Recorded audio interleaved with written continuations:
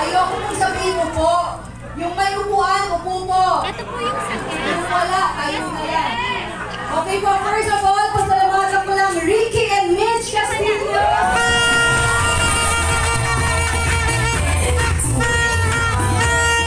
At syempre po lahat ng magbabahagi at nagbahagi na ng kanilang buhay. Ngayong araw po na ito, simulan po natin kay Girlie Intertas. Thank you so much, Girlie.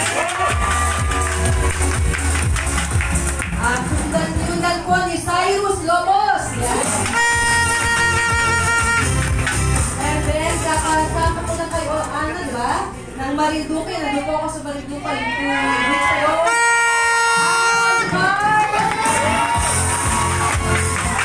Siyempre, may pasalubong sila sa akin. Saan ba yung galing? Ay! Shady pala. Pinabili ko. Nakain ko na. Okay.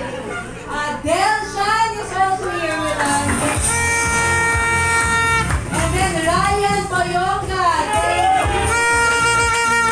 At ang sinundan ko po, Darwin Lavina.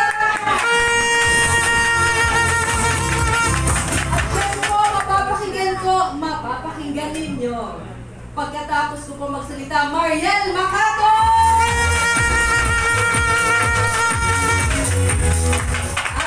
Mariel is Marilyn Nebres! And of course, Mr. Ray Adelan!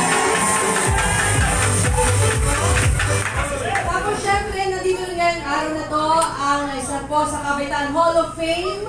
Siya po ang pinakabago, the latest Hall of Fame awardee ng Kabataan First Vital Plus, none other than Mr. Michael Dornelas!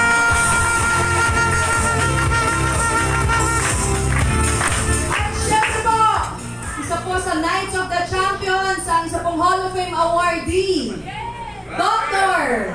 Gary Ornella!